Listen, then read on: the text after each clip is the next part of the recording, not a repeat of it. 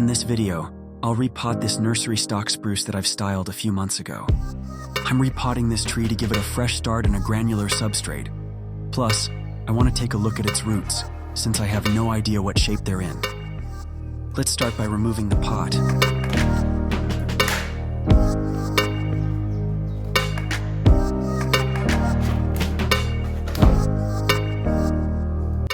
Fortunately, the substrate is full of mycorrhizae, which indicates that the roots are healthy.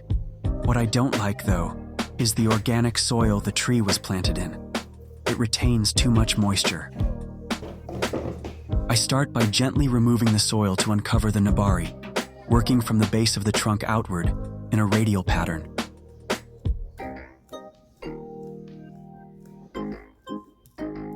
There are many fine roots, which is a good sign, but many of them haven't grown in a radial direction. Now I carefully untangle the lateral roots, working my way down from the top.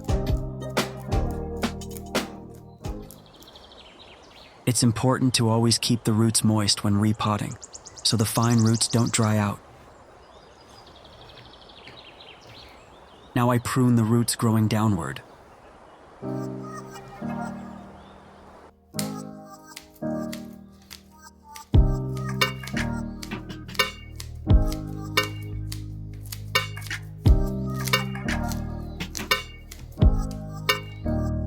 These are the only two big roots I've found.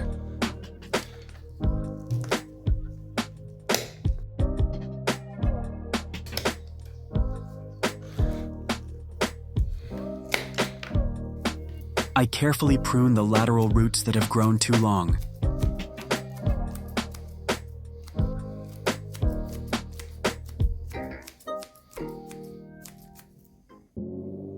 Now it's time for a strategic pruning of the roots that will help expand the nebari in the future. I remove the roots growing upwards and those that don't grow out radially from the trunk. I also shorten the thicker roots to encourage the growth of finer ones and balance the overall vigor.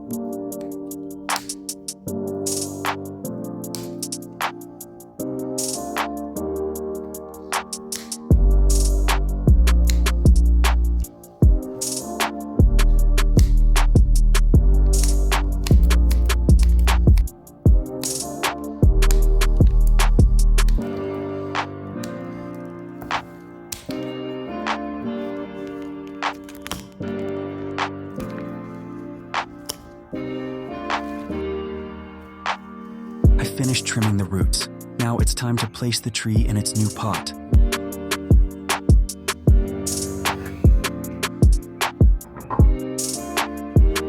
I'm using a mix of perlite, coconut fiber, and vermicompost as substrate.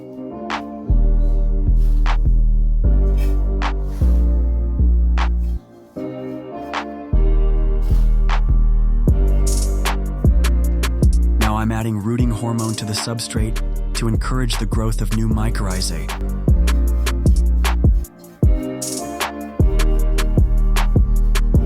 I'm placing the tree in the pot, using the front I selected during its initial styling. I'm not securing the tree to the pot using wire because the root ball is solid, and I'll be keeping the tree in a cold greenhouse, undisturbed until it recovers.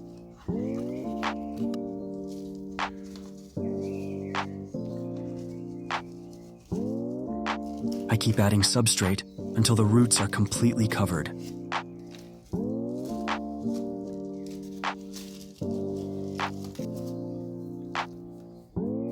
I'm gently pressing the substrate with a chopstick to help it settle around the roots.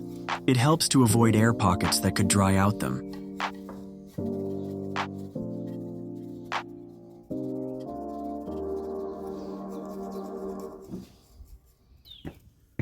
It's time for a nice shower. It's important to keep watering until the water drains from the drainage holes. This helps to remove any dust stuck to the perlite.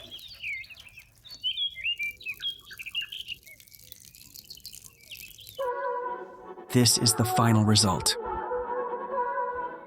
Aftercare is just as important as the repot itself.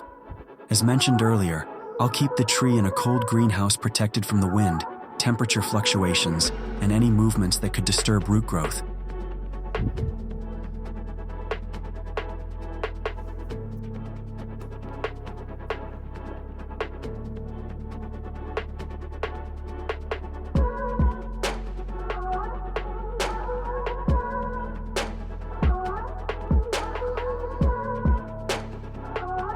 This tree has just taken its second step on the journey to becoming a bonsai. My goals for this year is to encourage new backbuds to create a denser canopy and to refine the deadwood in autumn, making it look more natural.